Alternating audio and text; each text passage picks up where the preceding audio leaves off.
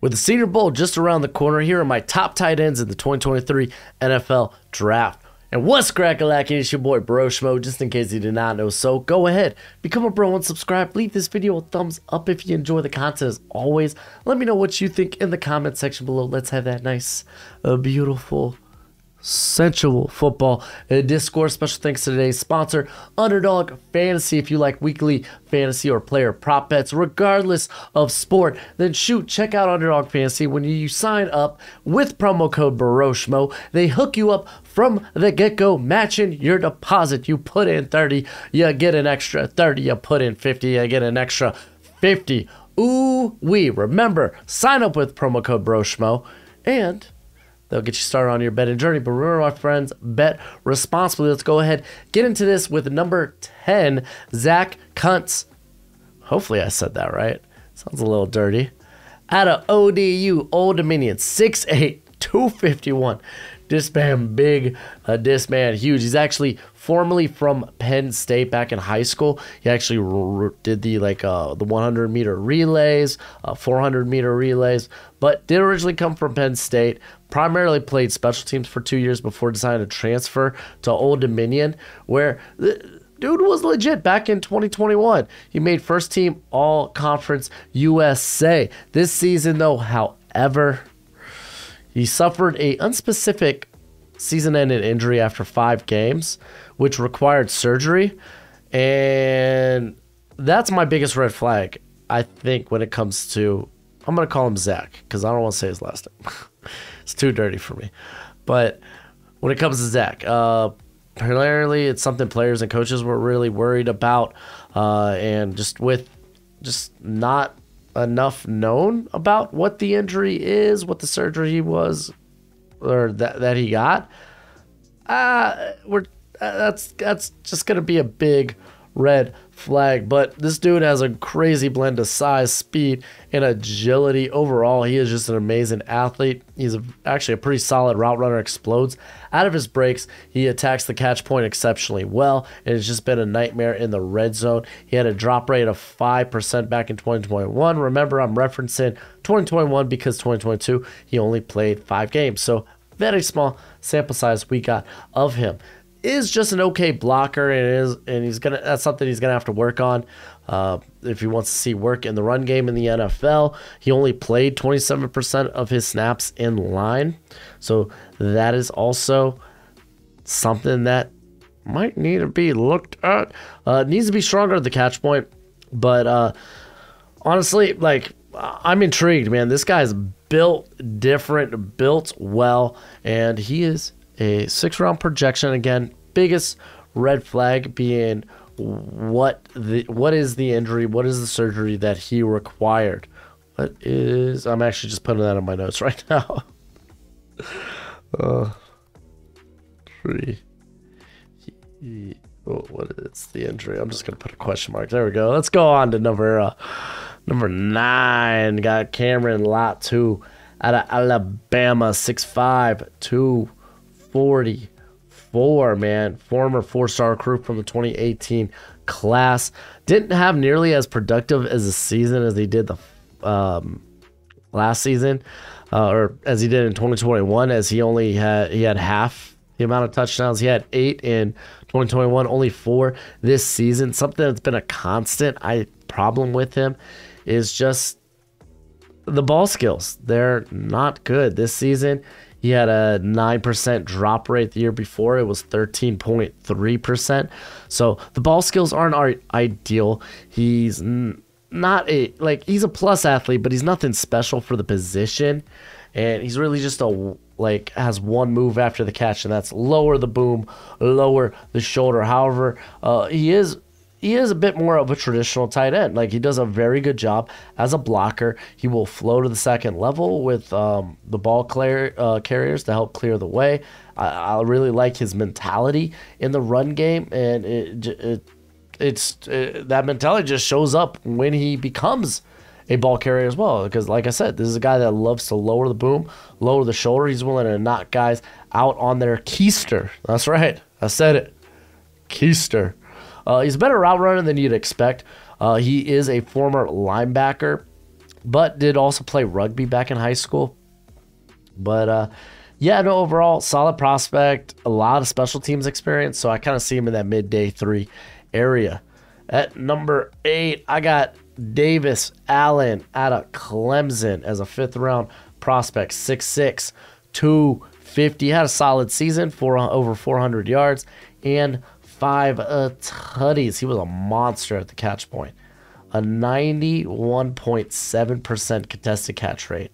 Freaking phenomenal. He was a 3-sport athlete back in high school where he did baseball and basketball. And this guy made 3rd team All-ACC this season. I think he brings good tight end 2 potential.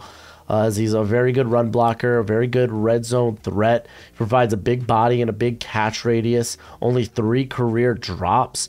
Brought up the contested catch rate just being insane. He shows good body control in the air, does a good job of stacking defenders at the top of routes, and he can be a consistent chain mover, honestly, in the NFL. And I like the pop that he has as a blocker, and he sinks low as well. So all things I love. It's just he's a baseline athlete. That's really what it is. Baseline athlete, limited route tree, and Clemson's spread offense. Don't expect much speed or suddenness from Allen. That's not him. That's not his game. Nor does he do too much after the catch. As a matter of fact, he only had 2 forced missed tackles in all of 2022. Good player to have on the roster, but someone who's not going to be a game changer. But a guy that I think can be a solid tight end too. That's why I got a 5th round grade on him. And then I got Josh Wiley here next at number 7. Got an early day 3 grade on him, 6'6", 250. This cat really hasn't gotten the volume I really think he deserved there at Cincinnati. I feel like I've been saying this last 3 seasons. Because, I love his length. He's got good hops. He's got bunnies. Dude can jump. He has a big catch radius. He'll beat defenders at the catch point. If you go back from 2020 to 2021, he was 6'11" on contested catches. This season, it was a bit worse, but also the quarterback play wasn't exactly ideal, so the ball placement wasn't that great. Combine this guy's just his length with his body control. He's honestly not that bad of a receiver. He really isn't. Legit, going back again to 2020 through 2021, he had 35 first downs on 54 receptions. He does a good job of seeing the ball into his hands. Only a 3% drop rate last season. Love to see it. He's put on good weight since 2020 and now up to 250. Used to be around that 230 range. And honestly, I think he's become a much better blocker over the years. Still kind of lacks a little bit of strength in that anchor, but he kind of has this H-back build, I think. A guy that could be a downhill blocker if you set him up in the backfield. He's not going to test out like Chigakonkwo, but I imagine a similar role for him. Maybe probably a better comparison is Josiah, what was it? Josiah DeGara, who plays with the Packers now, another former Cincinnati tight end. Anyway, as a blocker, while he's improved, he could do a better job latching on and sticking to his blocks, finding his guy and actually man it up on them. But it kind of is what it is. Not too many forced missed tackles after the catch, but again, is what it is. Solid guy, early day 3 grade. At number 6, I got Sam Laporta. He is a senior from Iowa, 6'4", 249, and he is not cut from the same cloth as your normal Iowa tight ends because he is a fabulous receiver. Really, really is.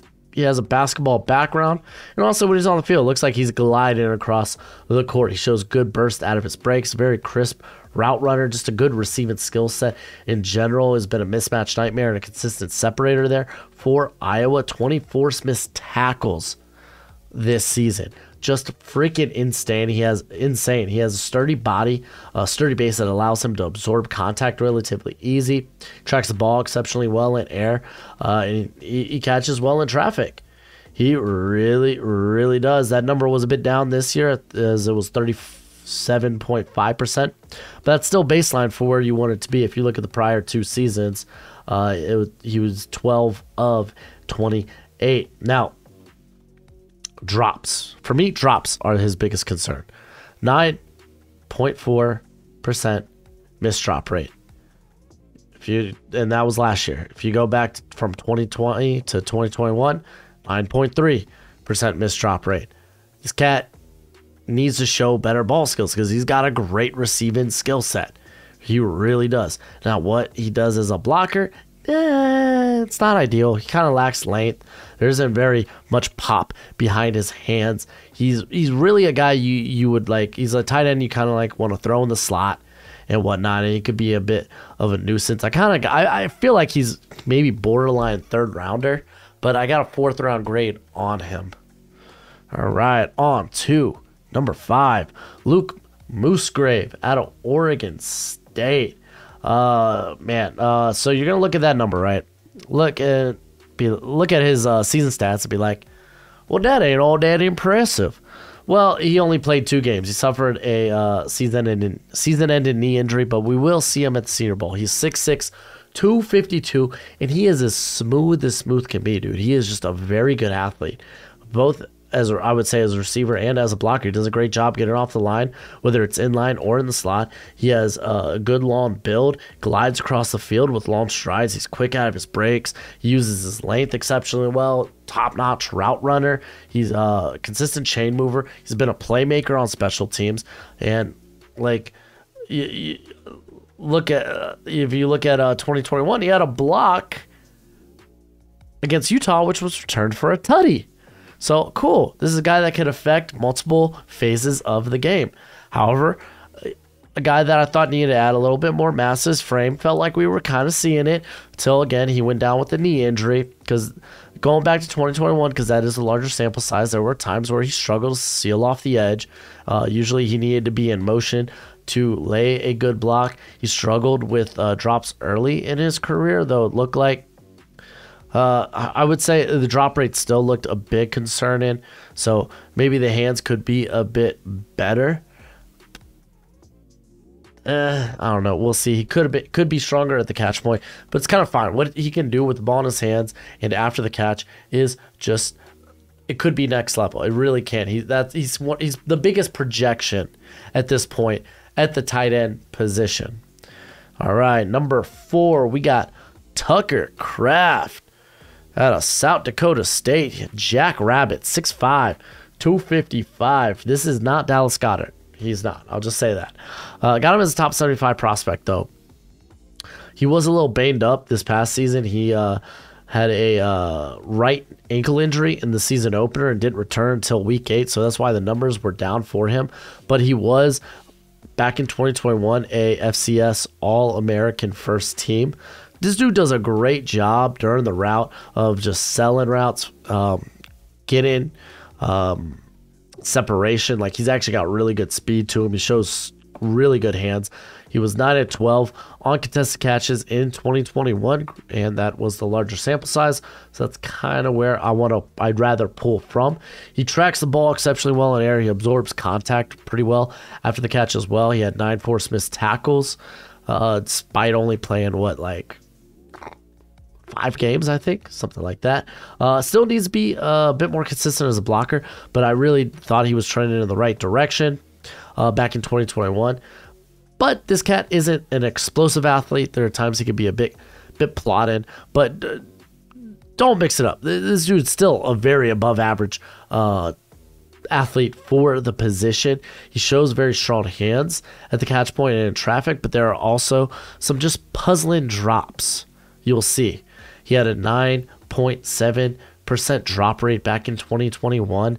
This year, on the small sample size, it was 6.9. So yes, it was better, but again, we were getting a smaller sample size. As a blocker, he does have good pop in his hands, and he can finesse. However, there is like times he'll get finessed by edge rushers and linebackers. Needs to just clean that area up. Also, wasn't an issue this year, but again, pulling from the bigger sample size, false starts were kind of a thing for him back in 2021. Didn't really see that this year, but again, pulling from the bigger sample size. It's kind of what you got to do when you have these guys that get hurt early in the season. But I'm a big fan of Tucker. He was a guy that people were getting me on in the preseason, and here we are. I think he should be at the. He's got to be at the Senior Bowl, right? If not a Senior Bowl, he's gonna be at Shrine Bowl. But teams are gonna give him a lot of looks. All right, next on the list is Darnell Washington out of Georgia, top 75 pick. That's where I got him at 6'7", 270. Georgia lists him at 265. I've also seen a lot of places list him at 270. Those stats I have down there are from prior to the national championship game, so they may look different, but they're just a game off. And I'm pretty sure he only had like one catch in that game anyway. This dude is like an extra blocker. He's like a sixth offensive lineman. Might be the best blocker, blocking tight end in this class. As what he can do as a tight end, he's kind of a locomotive, man. He's a dude that he'll take some time to pick up speed, but once he gets going, you ain't stopping him. He is just hard to bring down with that frame. He's got surprisingly good athleticism with that frame as well. However, he isn't a great lateral athlete. Like very much you would see like he's either spilling out to the flats or he's just going up the seams. He ran a very limited route tree for the Bulldogs. He's going to be a good like red zone threat, like huge catch radius, but you could tell the ball, he doesn't really have natural ball skills. But I can imagine, man, having this tower in the red zone is going to be terrifying. Hard to bring down. He has multiple hurdles this season. Just when you see a guy this big hurdling defenders, it'll catch your eye. But again, man, he's not a smooth athlete. He's just not. He's not a guy that is going to be this crisp route runner. It's going to take a special scheme, a special team that are like, yeah, I could see a role for this. Like, he's a freak. I get it. I don't think he goes in the first round because it's not like, I don't think he's going to push the needle enough for many offenses. Like, honestly, I look at a team like the Ravens. The Ravens would love a cat like this because they love running those 2 tight end sets, 2 to 3 tight end sets. But like, what other teams are going to be out there? What, maybe the Titans? Titans probably love a cat like this. But it's like you're going to be looking for squads that like to run at least 2 tight end sets, at least like 30 to 40% of the time. So it's like, if you, most teams are going to look at it and be like, we don't really have a role where he would see the field a majority of the time. That's why I got a top 50. He's like fringe, or top 75. He's fringe top 50 for me. But I just don't see him being translatable to many offenses in the NFL. But very, very good player. All right, number 2, Dalton Kincaid. Got a top 50 grade on this cat. I'm a big fan of Kincaid. He blew it up once again, outdoing his marks from 2021. So he had 70 receptions for 890 yards and 8 tutties. He's 6'4", 242. Formerly came from University of San Diego, not San Diego State, University of San Diego, where he actually moved from receiver to tight end. He was an unranked recruit. That's why he went to the University of San Diego. Eventually found his way to Utah, and it's been history ever since, man. This guy is exceptionally dangerous as a receiving option. Really is. He explodes off the line scrimmage. He creates separation out of his breaks. He hasn't dropped a pass until this season. It was what, two drop passes this year? Oh, I think it's just the one. Regardless, like 2.8% drop rate. Like coming into this year, he had no drops for Utah. He's very good at the contested catch point. He was 50% this year. Back in 2021, he was 7-9. He's just looks very natural as a receiver, as he can shift gears during the route. As a blocker, he has gotten much better. He really has. Like, he does a good job of sinking his hips and delivering blows, but by no means is he an elite blocker, and by no means is he complete as a blocker. That's kind of like the Achilles heel to him. Like a guy that could probably add more muscle to his frame, and there'll be like some cases like where his tackle or his blocking technique is he just kind of whiffs on it. He really does. He'll like put his head down low and kind of like try to take a shot at the guy rather than trying to execute it with his hands, which he's fully capable of. So there is that. He just needs to do a better job of, even when he does connect, needs to do a better job, at least in when he is in pass protection, which, first of all, like, if this guy's not running a route on a pass play, why? Why you have him as a pass blocker? Like, he can effectively chip a guy and then go out. But when he is in pass protection only, he can get, he isn't a guy that'll dictate momentum. He's a guy that'll be capable of trying to ride a edge or even a linebacker past the pocket. So, like, for real, he just needs to get stronger in that regard. Kind of did run the basic tight end route tree there at Utah, like drags, hitches, crossers. We saw it from Brant Kuthi, who's returned to school. That guy's gonna be old, but he's a good player, like low-key, real good player. Now, doesn't really do too much after the catch, though. This season, he definitely took a step up. 16 force missed tackles on the year. Love to see it. One of my favorite prospects in this class. Got a top 50 grade on him. Number one, and everyone knew it. Michael Mayer out of Notre Dame. 6'5", 265. I've been talking about this guy all year because I think he's a top 20 guy. He ended the year with over 800 yards, 9 tutties. May not be explosive, but the dude has quick feet. He uses his hands exceptionally well during the route. He knows how to stack defenders on any given route, and he uses his arms very well out of his breaks to create separation. Like, his speed can be a bit deceptive. He does a very good job of switching gears, going through the route. He's just been a consistent chain mover his whole career.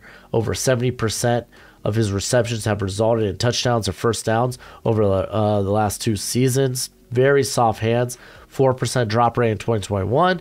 5% drop rate in 2022. So you love to see it. He can make catches in close quarters. The contested catch rate was phenomenal this year, 65.4. Very good pass protector. But honestly, using him that way, kind of a waste. This guy can create plays after the catch. Kind of hard to bring down just because of his build. He's just very tough. 12 forced missed tackles this past season. Now, is an elite athlete. That's why you're not going to hear this guy in the top 10. That's just the case. That's just the truth. As a run blocker, I think he's going to be a bit more powerful in the hands. But that's just kind of nitpicking. It really is. He's top 20. I love this cat. I think my comp, probably when we get to the end of my rankings, when I list out my comps for these top players, it's probably going to be TJ Hawkinson. That just feels like a really good comp. But that's it for the video. I had to make a quick altercation, quick adjustment because I had Cade Stover in here, but he decided to return to school. A couple of guys that just missed the list. I'm not going to really get into them. Is Will Mallory, Luke, Schoonmaker out of Michigan.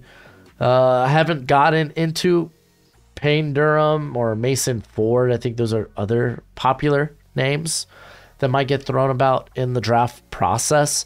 Honestly, had a lot of tight ends end up returning to school that I didn't expect. And yeah, I ended up only having about 15 of these guys evaluate at the end of it. Actually, let's go ahead and take a look. How many of these tight ends decided to return that I had evals on? 1, 2, 3, 4, 5, 6, 7, 8, 9. I had 10 other guys that all decided to return to school that I had evals on. So it legit almost halved my tight end list, but I'm going to try to, now that the college football season's over, I'm going to try to run right through a lot of these evals before we start the All-Star Bowls. But that's it for the video. Go ahead, do the YouTube thing. And as always, until next time, you be easy, my friends. Later.